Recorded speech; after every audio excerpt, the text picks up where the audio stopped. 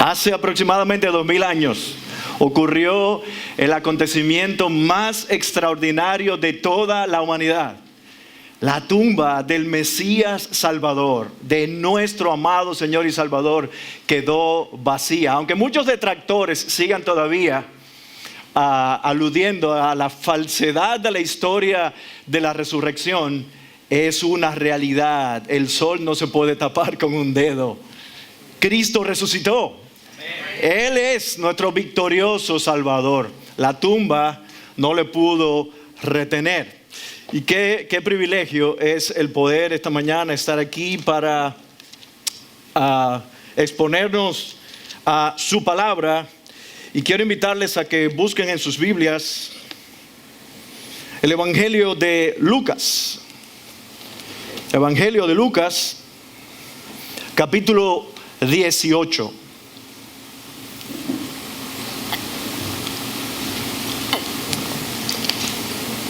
Damos muchas gracias al Señor por la banda de adoración, nuestros hermanos músicos, las voces. Se han estado integrando voces nuevas. Por ahí vimos a Natacha cantando el Señor. Algunos dicen por ahí, sí, es del Cibao. ¿Y qué? Amamos mucho a Natacha, pero Natacha, estábamos hablando de ti ahora, de que porque eres del Cibao, la gente del Cibao son las mejores. Eso es Carolina, que siempre está hablando de la gente del Cibao. Pero qué bendición que podemos en nuestra iglesia seguir viendo cómo el Señor trae dones, talentos para servirle y ministrarnos en la adoración.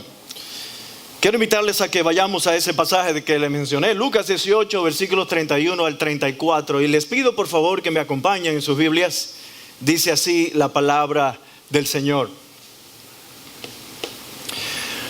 Tomando aparte a los 12 discípulos, Jesús les dijo: miren, subimos a Jerusalén y se cumplirán todas las cosas que están escritas por medio de los profetas acerca del Hijo del Hombre.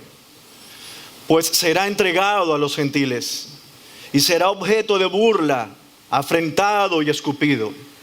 Y lo azotarán y después lo matarán y al tercer día resucitará. Pero ellos no comprendieron nada de esto. Este dicho les estaba encubierto y no entendían lo que se les decía. Vamos a orar. Amado Padre Celestial, te invocamos, Señor, en esta mañana. Te hemos adorado de diferentes maneras. Te hemos cantado de tu amor, Señor. Y jamás nos cansaremos de cantar de tu amor. Porque fuimos y somos y seremos objetos de tu amor por siempre. Tú eres digno de ser reconocido. Señor, queremos en esta mañana también adorarte al exponernos a tu palabra y sentarnos alrededor del fuego de tu palabra. Para que también tu espíritu que la inspiró, Señor, abra nuestros ojos. Amén. Y podamos ver la hermosura del Salvador. La hermosura de nuestro amado Señor y Salvador Jesucristo, quien dio su vida por pecadores que únicamente merecían ser condenados. Nada nos debías y entregaste a tu Hijo. Y te damos gracias porque en esta mañana podemos exponernos a este pasaje de tu palabra. Y rogamos que tú, amado Padre, hables y ministres a nuestros corazones. Si en esta mañana también hay alguien aquí que aún está en oscuridad, está lejos de ti, aún no ha venido en arrepentimiento de sus pecados y fe en el Evangelio, en el Salvador, Señor, abre sus ojos y atráelos hacia ti como lo hiciste con nosotros. Amén. Gracias por la oportunidad que nos das de exponer tu palabra en esta mañana. El predicador necesita de ti. Nada puedo hacer sin ti, Señor. Que tu espíritu ministre a nuestros corazones en Cristo Jesús. Amén. En la mañana de hoy, ustedes se estarán preguntando por qué el pastor Karel leyó este pasaje de Lucas 18, 31 al 34, cuando hemos estado llevando una serie de Primera a los Corintios. Bueno, la razón es que nosotros en el día de hoy estaremos comenzando una nueva serie, acercándonos, ¿verdad?, en el contexto de al acercarnos a la Semana de Pasión, lo que conocemos como la Semana de Pasión. Estamos comenzando una nueva serie de 3 predicaciones y hoy tengo el privilegio de comenzar con esta serie titulada Esto es amor. Esto es amor. Ese es el nombre de esta serie. Y al comenzar esta serie, el Señor puso en mi corazón, mientras estudiaba todo lo que era el contexto de la Semana de Pasión, comenzar con este texto y ponerle este título a este sermón que escucharemos en esta mañana. Y el título es El prólogo de su amor hasta la cruz. El prólogo de su amor hasta la cruz. Yo no sé cuántos de ustedes son ávidos lectores. ¿Cuántos de los que están aquí pueden levantar su mano y que le gusta la lectura? ¿Pueden levantar su mano? ¿Le gusta la lectura? Muy bien. ¿Quién más o menos a veces coge un libro y lee? ¿Ok? A veces yo caigo en el asunto de que tomo un libro y me paso cuchumil tiempo para poder terminar el libro. No sé si tú te identificas conmigo. Y cuando lo termino digo, ¡ay, sí, lo terminé! Cuando tú tomas un libro, lo primero que tú te encuentras normalmente antes de entrar al texto del libro es el prólogo del libro, ¿no es cierto? ¿Y qué es el prólogo del libro? De un libro. Pues el prólogo es precisamente como la antesala de todo lo que el autor o los autores van a decir en el resto del libro. Y el prólogo nos da una idea de lo que el libro va a decir. Entonces, este prólogo y todo lo que estaremos viendo en estas siguientes predicaciones está basado en los eventos que ocurrieron alrededor de nuestro amado Señor y Salvador Jesucristo, mientras Él se encaminaba a Jerusalén, donde entregaría su vida a favor de los suyos.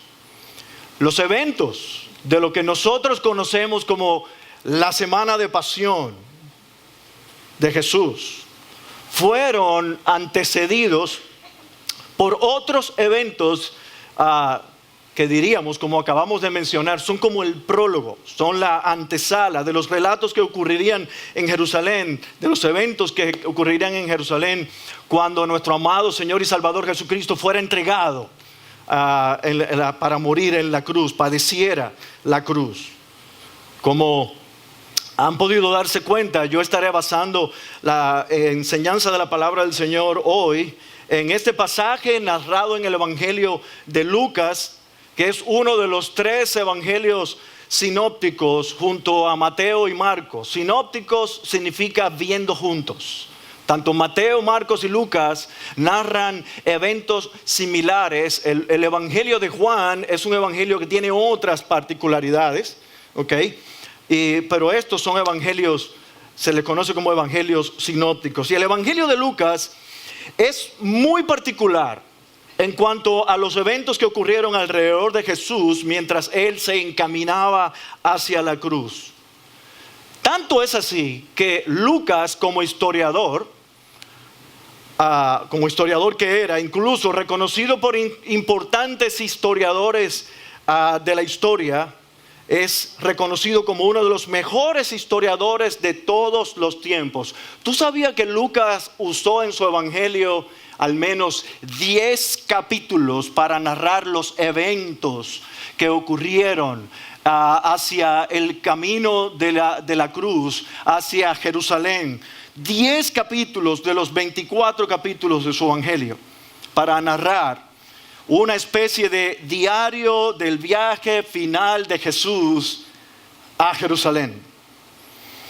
Así que gran parte del material de estos eventos finales de la vida de Jesús solo lo encontramos en Lucas. No lo encontramos ni en Mateo, ni en Marcos, y obviamente no lo encontramos en Juan. Así que algunos consideran esta sección del libro como el corazón de este evangelio. El corazón del evangelio de Lucas. El progreso de Jesús hacia la cruz. El cual, por supuesto, era el propósito central por el cual la segunda persona de la Trinidad vino a la tierra. Por tanto, este propósito, el propósito de Jesús entregar su vida en una cruz en Jerusalén, como sucedió, no podría ser detenido. No podría ser obstaculizado, aunque hubo obstáculos. La salvación de los pecadores, tuya y mía, era su misión principal. Y Lucas se dedicó a registrar todos esos acontecimientos con los mayores detalles posibles. De modo que en esta parte del relato que encontramos en este pasaje que veremos hoy, además de Lucas, Mateo lo registra, Marcos también, nos narran el evento del tercer y último anuncio de Jesús hacia su padecimiento, muerte y resurrección. El tercer y último anuncio de Jesús acerca de lo que vendría a ocurrir en Jerusalén. Y en este pasaje podemos encontrar esta idea central. Todos nosotros, al ver este pasaje, debemos reconocer que Dios lleva a cabo siempre su plan soberano. Dios siempre lleva a cabo su plan soberano y nosotros necesitamos reconocer eso. A pesar de nuestra incapacidad espiritual, manifestando así su amor a nosotros. Y de este prólogo o anticipo de lo que sería el sacrificio de Jesús por nosotros en este pasaje, nosotros podemos aprender al menos dos expresiones de su profundo amor por los suyos. Dos expresiones de su profundo amor por los suyos. Y esta es la primera. Nosotros necesitamos reconocer que, mis hermanos, Dios siempre está a cargo. Dios siempre está a cargo. Vean conmigo el pasaje otra vez, versículo 31. Tomando aparte a los 12 discípulos, Jesús les dijo: miren, subimos a Jerusalén y se cumplirán todas las cosas que están escritas en medio de los profetas acerca del Hijo del Hombre. Pues será entregado a los gentiles y será objeto de burla, afrentado y escupido, y lo azotarán y después le matarán y al tercer día resucitará. Como mencioné hace un momento, Jesús se estaba encaminando hacia Jerusalén, en donde Él padecería los horrores de la cruz, la humillación de la cruz. Y en un momento en el camino hacia Jerusalén con sus discípulos, Él llama aparte especialmente a los 12 para anunciarles por tercera y última vez su padecimiento. No solamente eran los 12 que iban alrededor de Jesús camino a Jerusalén, habían otros discípulos que habían caminado con Jesús hasta ese momento y se encaminaban todos a la celebración de la Pascua en Jerusalén. Pero en un momento del camino Él toma únicamente a los 12. Y vean esta manifestación tan particular de Jesús por sus 12 discípulos. Y Él los llama aparte especialmente para anunciarles por tercera y última vez su padecimiento. Pero esta vez intencionalmente Él añade otros detalles que no estaban en los otros dos anuncios anteriores. Y me refiero a los anuncios que Él hizo en Lucas capítulo 9, no sé si te acuerdas, en Lucas 9, 21 al 22, y la segunda vez en el mismo capítulo 9 de Lucas, versículo 44 al 45. Y en esta ocasión, las palabras de Jesús a sus discípulos comienzan así, escuchen, miren, subimos a Jerusalén y se cumplirán todas las cosas que están escritas por medio de los profetas acerca del Hijo del Hombre. ¿Por qué Jesús comenzó este tercer y último anuncio a sus discípulos de esta manera? ¿Por qué? Jesús no solo tenía completo dominio y completo conocimiento de los detalles de su padecimiento en Jerusalén, y se dirigía hacia allá sabiendo exactamente cómo, cuándo y de qué manera ocurrirían las cosas. Jesús tenía pleno conocimiento de cuál era el plan de su Padre trazado en el consejo trinitario desde la eternidad pasada, dispuesto a llevarlo a cabo en completa obediencia hasta el final. Absolutamente. Alguien dijo, Jesús no caminaba a la cruz como un mártir de guerra, sino como un hijo obediente. Nuestro Dios no simplemente está enterado de todas las cosas, no simplemente conoce todos los detalles. Dios está a cargo porque este fue siempre el plan, estaba escrito. No se trata de una serie de eventos desafortunados de un hombre inocente puesto en manos de hombres malos y que lo ejecutaran como un criminal cualquiera. Dios estaba a cargo. Él estaba a cargo y Él estaba actuando en completa obediencia, en conocimiento completo y en completa obediencia. Y ciertamente, mis hermanos, todos nosotros nos hemos expuesto muchas veces a los días horrendos o los momentos horrendos de la cruz. Ciertamente serían horrendos y trágicos los actos de quienes llevarían a cabo el corrupto juicio de los principales sacerdotes y escribas, las torturas y la muerte de Jesús a manos de los gentiles del imperio romano, de Pilatos. Todo esto fue parte, incluso, era tan importante que los apóstoles quisieron en sus predicaciones, y tú lo puedes ver en el libro de los Hechos. Parte de la predicación de los apóstoles del Evangelio era que Dios estaba llevando a cabo su plan redentor a pesar de la maldad de los hombres. Recuerda el relato del mismo Lucas en Hechos, capítulo 2, versículo 22 al 32. Miren cómo dice el texto: hombres de Israel, escuchen estas palabras. Jesús Nazareno, varón confirmado por Dios entre ustedes con milagros, prodigios y señales. Este es Pedro que está hablando. Que Dios hizo en medio de ustedes a través de él, tal como ustedes mismos saben. Este fue entregado por el plan predeterminado y el previo conocimiento de Dios. Y ustedes lo clavaron en una cruz por mano de impíos y lo mataron. Pero Dios lo resucitó, poniendo fin a la agonía de la muerte, puesto que no era posible que él quedara bajo el dominio de ella.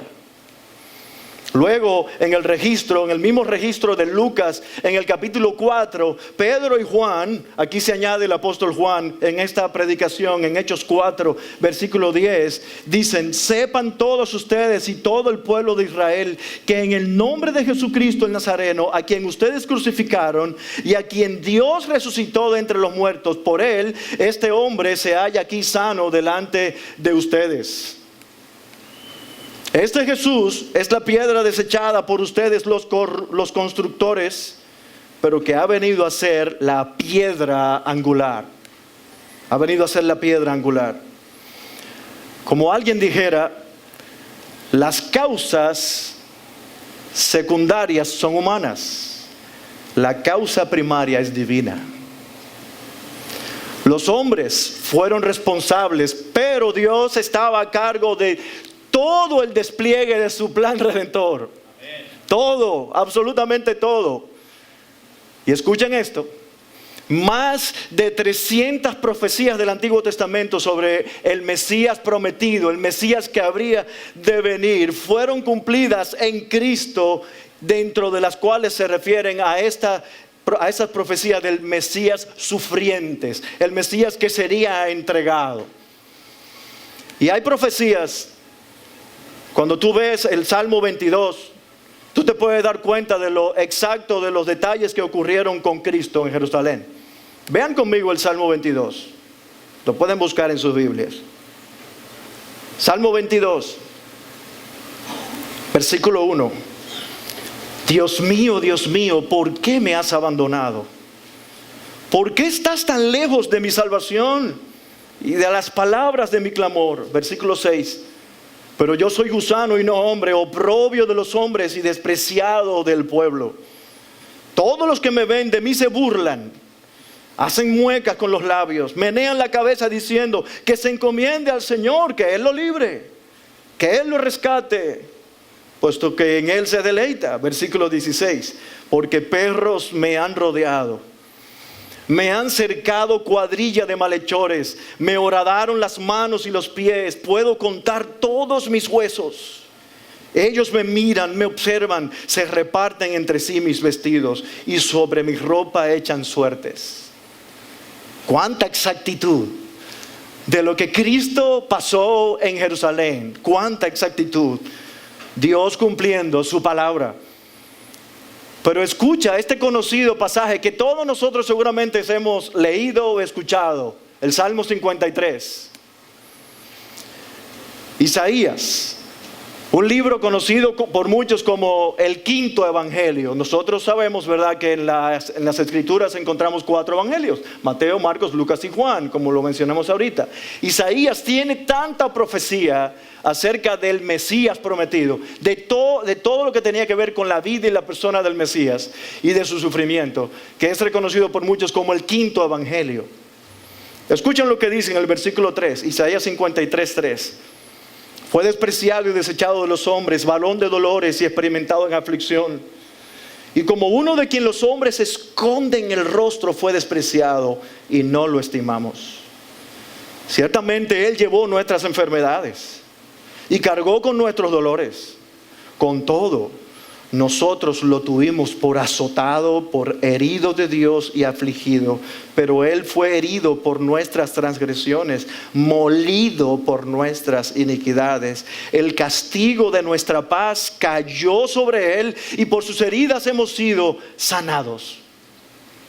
Amén. Tú sabes, tú lees este pasaje, amén, así es. Tú lees este pasaje y tú no puedes dejar de leer este pasaje cuando tú puedes imaginarte todo lo que pasó Jesús. Nunca es suficiente escuchar lo que este pasaje dice para ver con tanta exactitud el terrible castigo recibido por nuestro amado Mesías, Cristo, nuestro Mesías prometido. Muy distante de lo que los judíos hubieran querido o esperado entonces y también actualmente. Este pasaje, ¿tú sabías algo? Esto es un comercial. Ahora mismo tú vas a las calles de Israel, en Jerusalén, por ejemplo, y tú traes este pasaje delante de los judíos actualmente, y ellos no reconocen que este pasaje se refiere a Cristo, porque era inconcebible para ellos, no estaba en la mente de ellos, y lo vamos a ver en un momento, que esto haya sucedido al Mesías. Ellos no lo aceptan incluso hasta hoy. No lo aceptaron entonces, tampoco hoy.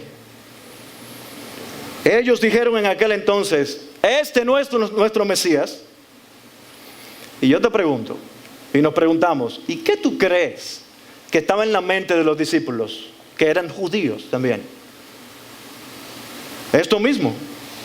Era inconcebible para ellos. Sus esperanzas estaban puestas en el gobierno político de Jesús, del Mesías, removiendo a los opresores romanos e instaurando el reino mesiánico del descendiente, o siendo descendiente del poderoso rey David. Ellos estaban esperando un David. Todos nosotros hemos escuchado muchas veces esto. Pero lo más sorprendente de la profecía de Isaías es lo que dicen los versículos siguientes. Versículo 6, escucha. Todos nosotros nos descarriamos como ovejas, nos apartamos cada cual por su camino, pero el Señor hizo que cayera sobre él. ¿Quién? El Señor hizo que cayera sobre él la iniquidad de todos nosotros. Fue oprimido y afligido, pero no abrió su boca. Como cordero que es llevado al matadero y como oveja que ante sus trasquiladores permanece muda, Él no abrió su boca. Cada aspecto de la vida, muerte y resurrección de Jesús fue voluntad primaria del Padre Celestial. Cada detalle de su padecimiento fue plan del Padre, y Jesús lo declaró en varias ocasiones, lo dijo en varias ocasiones. Mis hermanos, lo chocante, lo difícil para muchas de las religiones o de los sistemas de fe del mundo, la fe cristiana es la única fe que contempla a su Dios muriendo y siendo humillado y pisoteado y aplastado. Esa es la fe cristiana, y esto es inconcebible. Crucificado y muerto, y aún más inconcebible, resucitado de entre los muertos. En muchos sistemas de religión no lo ven así. Pues no cabe en su mente que esto sea pasar, que esto pudiera pasar. Esto no cabe en la mente. Es inconcebible. Pero en todo el paquete que contenía lo referente a la persona y a la obra de Cristo, esta parte del paquete, esta es la menos comprendida y aceptada por muchos. Y de eso hablan detractores de la cruz que atacan a la persona de Cristo y a la fe cristiana frontalmente acerca de la persona de Cristo. Oigan lo que dice este teólogo liberal alemán, uno de los más conocidos de los teólogos liberales del siglo XX, Rudolf Bultmann. Oigan lo que él dice. Simplemente no sabemos lo que Jesús pensó acerca de su muerte. Posiblemente él se quebró completamente en su fe. Su fe fue destrozada y quedó gritando con un fuerte gemido y muriendo. Nada más alejado de la realidad. Y esto es lo asombroso, que hay tanta gente que quisiera llegar a entender y buscar una explicación lo que pasó con Jesús, que terminan presos de ideas erradas. Y por supuesto es de entenderse, si alguien no cree en la fidelidad del relato bíblico como enteramente divino, tendremos desafortunadas declaraciones como estas. Porque escucha esto, lo clave para toda persona que pudiera llegar en un momento a ser salva y que pudiera en algún momento tener un acercamiento a Dios es exponerse a la palabra de Dios. No hay forma de tú poder llegar a conocer a Dios que no sea exponiéndote a su palabra y creyendo que ella es completamente inspirada por el Señor y que es completamente palabra de Dios. Y esto era lo que Rudolf Bultmann no creía. Pero nada más alejado de la realidad, como les acabo de mencionar. Y lo asombroso de esto es que Jesús conocía cada detalle de su sufrimiento. Él siempre estuvo ajustado al plan del Padre. Lo repito, Él estaba llevando a cabo la voluntad de su Padre. En Juan 3:34, entre otras declaraciones, escuchen lo que Jesús dijo. Jesús les dijo, mi comida es hacer la voluntad del que me envió y llevar a cabo su obra. Eso está en el contexto del encuentro de Jesús con la mujer samaritana. En Juan 6:38, Jesús dice, porque he descendido del cielo no para hacer mi voluntad, sino la voluntad del que me envió. Las declaraciones de Jesús eran contundentes. Vean conmigo el versículo 32. Oigan lo que les dice a los discípulos otra vez. Pues será entregado a los gentiles y será objeto de burla, afrentado y escupido, y lo azotarán y después lo matarán y al tercer día resucitará. Si bien es asombroso lo literal del cumplimiento de este anuncio de Jesús a sus discípulos, siendo entregado por uno de los suyos, porque aquí está el énfasis en la palabra, pues será entregado a los gentiles. En la palabra, en el griego original, esta palabra entregado tiene que ver por un plan de alguien que toma a otra persona y lo entrega a alguien más. Y todos sabemos quién fue el que lo entregó. Judas, uno de los 12. Entregado por uno de los suyos. Por el precio de 30 piezas de plata. luego entregado a los principales escribas y sacerdotes de los principales escribas y sacerdotes a los romanos. Y lo más asombroso es que el Dios soberano era quien estaba entregado a su propio Hijo.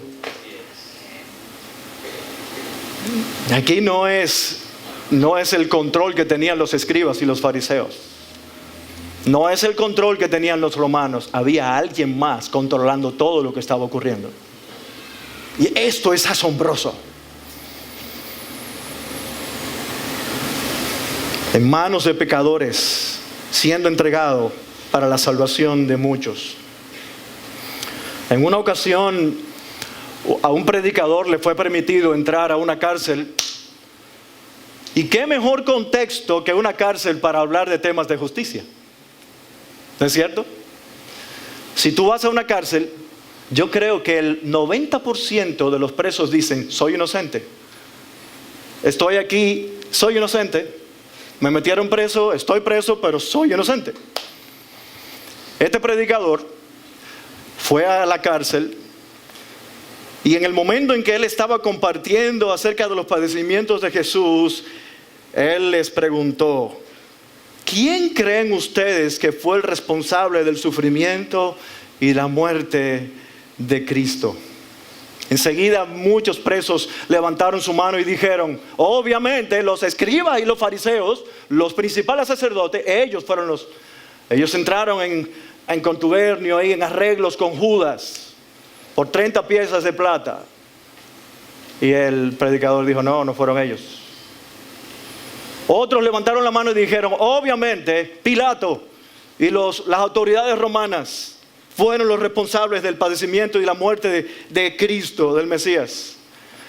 Y el predicador les respondió a los presos: tampoco fueron ellos. Su padre fue el principal responsable de los padecimientos de su hijo. Fue su padre quien lo entregó a sufrimiento. Él lo entregó. Y esto es lo asombroso. Y lo que aparentaba ser la peor tragedia de la historia humana, lo más terrible, Dios lo lleva a ser el más impactante triunfo jamás visto y contado. Nuestro Dios es asombroso.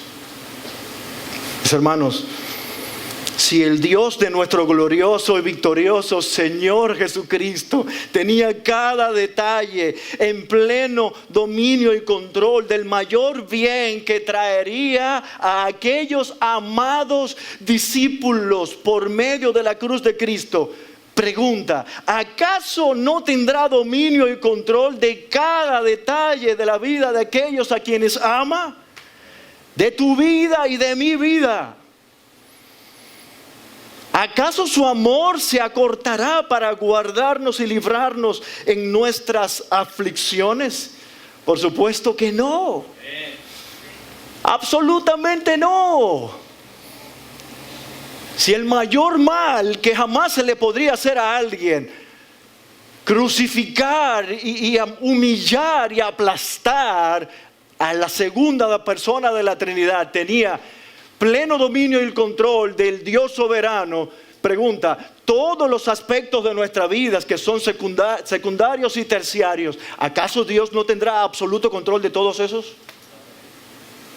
Absolutamente. Y así lo declara Pablo. Y a mí me encanta de manera particular este pasaje, y seguramente tú prefieres este pasaje de Romanos capítulo 8 versículo 31 al 35.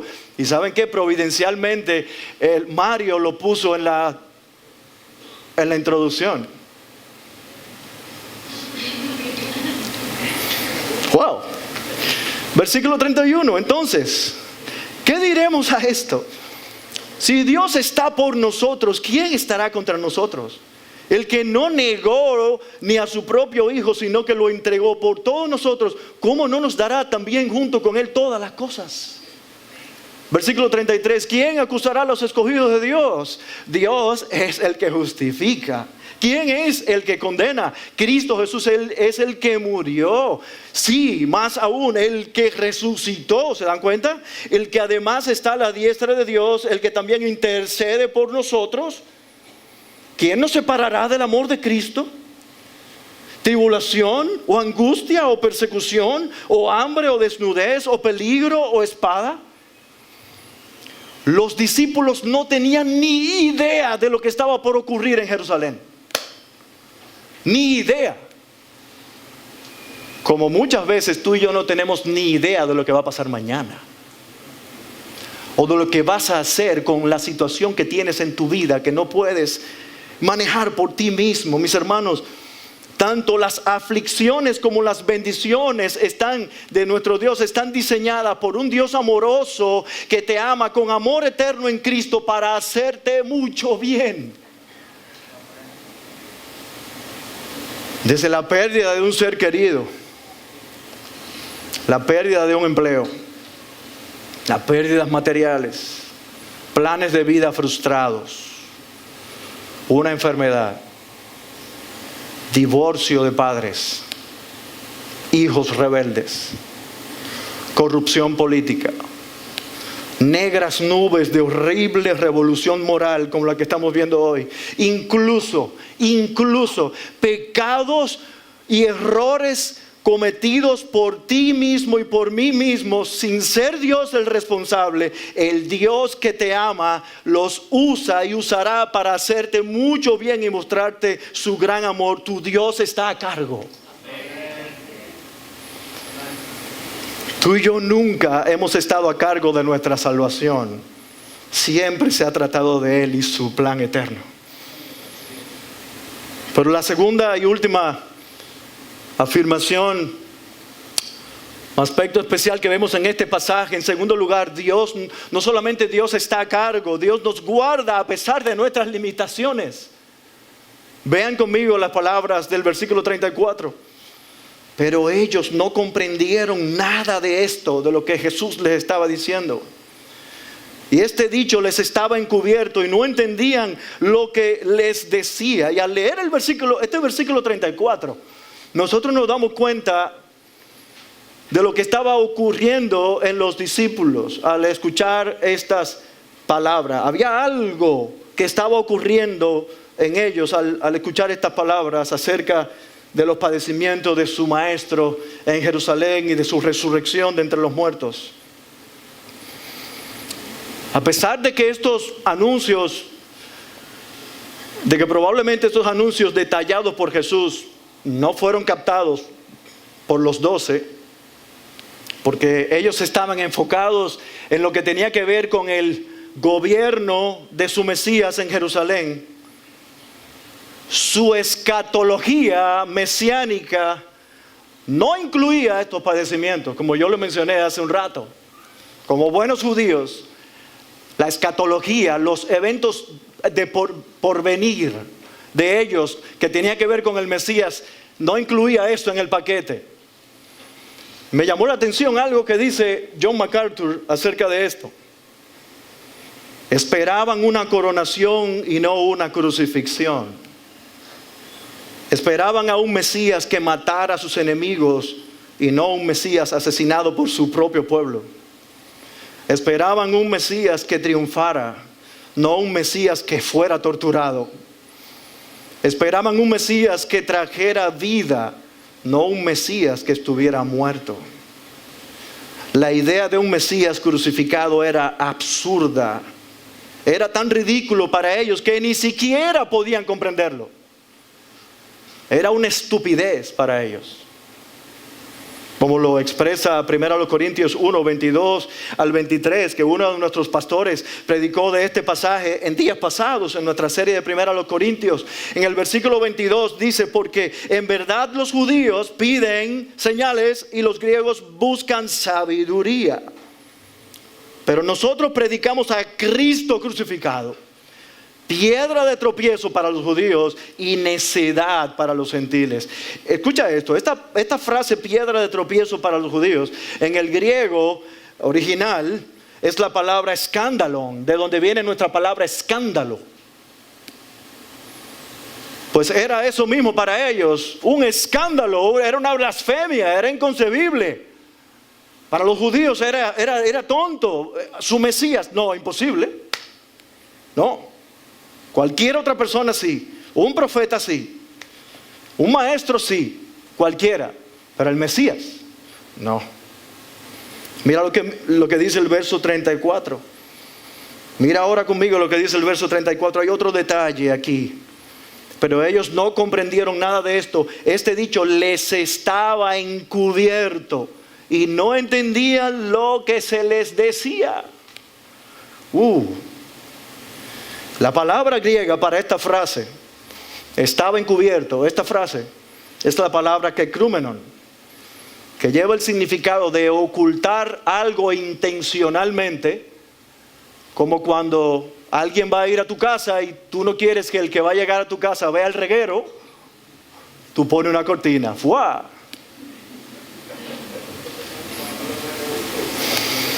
Tú no quieres que nadie vea tus arrugas, tú te pones tu maquillaje. Ok, vamos a dejarlo ahí. Intencionalmente Dios puso un velo intencionalmente en sus ojos. Y es interesante que aunque ninguno de los otros evangelios sinópticos usa esta palabra, sí la encontramos ¿en quién? En el mismo Lucas. En la segunda vez cuando Jesús le hace este anuncio de sus padecimientos, mira lo que digo conmigo, Lucas 9:45, lo repite Lucas en la segunda vez. Pero ellos no entendían estas palabras y les estaban veladas para que no la comprendieran. Y temían preguntar a Jesús acerca de ellas. De modo que es evidente que Dios soberanamente usó la falta de entendimiento en las Escrituras de este aspecto acerca del Mesías y de la confusión. Dios usó la confusión de ellos para encubrirle los detalles de las cosas que habrían de suceder a su maestro en Jerusalén. Sencillamente los discípulos no estaban dispuestos ni preparados para recibir lo que implicaban estas palabras de Jesús. Cada uno de los detalles que les estaba diciendo a Jesús, ellos no estaban preparados. Como a veces tú y yo no estamos preparados para escuchar una noticia. A veces tú y yo no estamos preparados para escuchar algo y te dicen algo y tú dices, que no me hace sentido, yo no entiendo, me es confuso. Sin embargo, y es lo que yo puedo entender al estudiar este pasaje y conectarlo con otros momentos. ¿Tú te acuerdas cuando Él lavó los pies de los discípulos más adelante? Él tomó un lebrillo y tomó una toalla y se ciñó la toalla y tomó en Cuba dicen la palangana, la ponchera, y tomó y empezó a lavar los pies de sus discípulos. Y Pedro dijo, tú no me lavarás los pies a mí. Jesús le dice, si no te lavo los pies no tendrás parte conmigo. Ellos no estaban entendiendo lo que estaba pasando allí, no lo entendían. Sin embargo, por amor a ellos, Jesús les compartió estos necesarios detalles para afirmar su fe luego de su resurrección. Aquí está el detalle. Y Él se encargó de hacer esto en cada una de sus apariciones a sus discípulos, vez tras vez, a quienes Él amó con un amor entrañable, profundo y eterno. Él vino a ellos después de su resurrección para recordarle estas cosas. ¿Tú te acuerdas lo que pasó camino a Emaús? Los discípulos que iban camino a Emaús después de su resurrección. Mira lo que dice Lucas 24. Entonces, versículo 25, entonces Jesús les dijo, oh insensatos y tardos de corazón para creer todo lo que los profetas han dicho. ¿No era necesario que el Cristo padeciera todas estas cosas y entrara en su gloria? Comenzando por Moisés y continuando con todos los profetas, les explicó lo referente a él en todas las Escrituras. Y todavía ellos tenían los ojos velados, hasta que al final del camino, tú conoces la historia que pasó, Él abrió sus ojos mientras Él cenaba con ellos y desapareció. ¿Y tú te acuerdas lo que dijeron los discípulos? ¿no ardía nuestro corazón mientras nos abría las Escrituras? Y nos hablaba acerca de Él mismo, y fueron hacia Jerusalén inmediatamente a contar a los discípulos lo que pasó. Y luego cuando Él aparece a los 12, Él les dice en Lucas 24, 44 y 45, ven cómo es maravilloso, nuestro Salvador viene a nosotros. Mira lo que dice el versículo 44 y 45 de Lucas 24. Después Jesús les dijo, esto es lo que yo les decía cuando todavía estaba con ustedes, ¿se acuerdan? Que era necesario que se cumpliera todo lo que sobre mí está escrito en la ley de Moisés, en los profetas y en los salmos. Entonces les abrió la mente para que comprendieran las Escrituras. Mis hermanos, exactamente de la misma manera también por amor a nosotros que tenemos hoy su revelación completa, la revelación completa de las Escrituras, estos detalles tienen un gran significado para nosotros hoy. El Señor viene vez tras vez por medio de su Espíritu Santo que usa su palabra para enseñarnos y recordarnos su voluntad, su plan para nuestras vidas, aunque cosas que nosotros no podemos entender, Él se complace en mostrárnosla por su palabra pacientemente, por el amor que tiene para con nosotros. El mismo Padre que estuvo a cargo de cada detalle del sacrificio y la victoria de nuestro glorioso Señor Jesucristo, afirmó luego la fe de sus confundidos discípulos. Ese es el mismo Dios y Padre que te ama a ti y me ama a mí con profundo y eterno amor, pues entregó a su Hijo por cada uno de nosotros.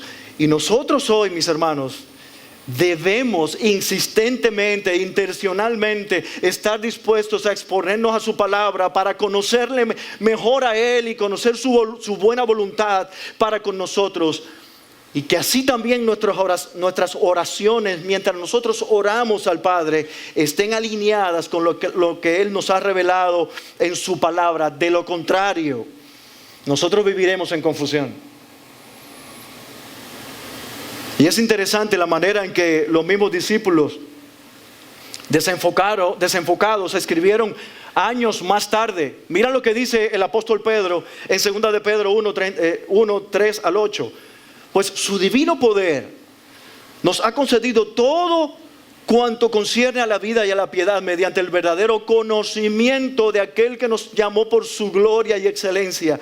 Por ellas Él nos ha concedido sus preciosas y maravillosas promesas, a fin de que ustedes lleguen a ser partícipes de la naturaleza divina, habiendo escapado de la corrupción que hay en el mundo por causa de los malos deseos. Por esa razón también, obrando con toda diligencia, añadan a su fe virtud, y a la virtud conocimiento, al conocimiento dominio propio, al dominio propio perseverancia, y a la perseverancia piedad, a la piedad fraternidad, y a la fraternidad amor. Pues estas virtudes al estar en ustedes y al abundar, no los dejarán ociosos ni estériles en el verdadero conocimiento de nuestro Señor Jesucristo. Tú al leer esto, tú dices, ¿y realmente este era el Pedro de Mateo 16, versículo 22 al 23? Cuando Jesús les anuncia su muerte, Él trató de convencer a Jesús para que no padeciera en Jerusalén. Él le dijo, Señor, no, que eso no te pase. Cuando se volvió Jesús, tú conoces el pasaje, fue una de las 2 veces cuando el Señor le cambió el nombre de alguna manera a Pedro y le dijo, apártate de mí, Satanás. Apártate de mí, Satanás, que eres piedra de tropiezo, porque no estás pensando en las cosas de Dios, sino en las de los hombres. Definitivamente este Pedro que escribió 1 y 2 de Pedro no es ese mismo Pedro. ¿Y tú sabes por qué no fue el mismo? Por el persistente amor de su Salvador por él, de su Señor. Él recibió entrenamiento y acompañamiento para llegar a ser entonces el Pedro que fue luego para la iglesia y para la proclamación del Evangelio. Yo te pregunto a ti, mi hermano y mi hermana, ¿hay algún tipo de confusión en tu fe hoy? ¿Reconoces áreas de tu vida en que tú necesitas dirección de tu amado Salvador? Yo no sé si tú te sentiste identificado con los confundidos discípulos y tú reconoces en tu corazón que hay áreas en tu vida en que tú tienes confusión y no estás entendiendo del todo lo que tú estás viviendo ahora. O puede ser que de alguna manera sí entiendes algo, pero tú necesitas dirección. A mí me encantan la palabra del profeta Sofonías cuando dice en Sofonías 3:17, ilustra muy bien el amor de nuestro victorioso y amado Salvador hoy. Dice Sofonías, el Señor tu Dios está en medio de ti como que guerrero victorioso. Se deleitará en ti con gozo, te renovará con su amor, se alegrará por ti con cantos. Cuando Dios canta ocurren cosas hermosas en tu vida y en mi vida, de una manera poética. El profeta Sofonías lo dice así para mostrar el amor que tiene el Señor para con los suyos. O la palabra del Salmo 23, versículo 6, en otra versión que dice, la bondad y el amor me seguirán todos los días de mi vida. John Piper en su libro Los deleites de Dios dice lo siguiente, a Dios le encanta mostrar con orgullo su grandeza, convirtiéndose en fuente inagotable de fortaleza que puede reanimar a los débiles. La medida de la inmensidad de sus recursos se mide por la satisfacción que siente al deleitarse en el bienestar de sus siervos. Déjame decirte, mi hermano y mi hermana, y esto me lo digo a mí mismo también, tu amoroso Señor y Salvador, Él no quiere que tú andes en confusión. Así como vino vez tras vez a sus discípulos, Él viene a ti vez tras vez y quiere guiarte, quiere conducirte, quiere pastorearte por su palabra, a conocerle mejor a Él, así como su voluntad para tu vida, lo cual no es tan difícil de conocer. La voluntad de Dios es que tú compartas tu fe con otros que no le conocen y que tú vivas en santidad y en obediencia a su palabra. Pero yo quiero terminar con estas palabras. Aquellos que en esta mañana están aquí, a ti que estás hoy aquí y estás escuchando el Evangelio una vez más, ¿qué ideas o pensamientos tienes tú acerca de Jesucristo? ¿Le conoces como aquel que fue a la cruz para tomar tu lugar, muriendo por tus pecados, recibiendo toda la ira de Dios sobre Él mismo? ¿O tienes a Jesús en otra categoría, solo como un buen hombre que fue víctima de sus verdugos, de hombres malos? ¿Qué tipo de Jesús tú tienes? Yo te invito a que tú reconozcas hoy a Cristo Jesús como el Señor y el Salvador que intencionalmente fue a la cruz para llevar a cabo el plan eterno de salvación de Dios, para incluirte a ti y a mí en su pueblo, salvarte de la esclavitud de tus pecados y de la condenación segura que te espera en el infierno. Yo te invito a ti que estás aquí en esta mañana, si tú has sido inquietado una vez más por el Evangelio y quieres hoy decidir tu vida por Cristo, yo quiero invitarte a que tú te acerques a alguno de los hermanos hoy aquí, a alguno de los pastores o cualquier hermano de aquí, y tú le digas, yo quiero saber cómo yo puedo conocer a Cristo y entregar mi vida a Él. Vamos a orar. Señor.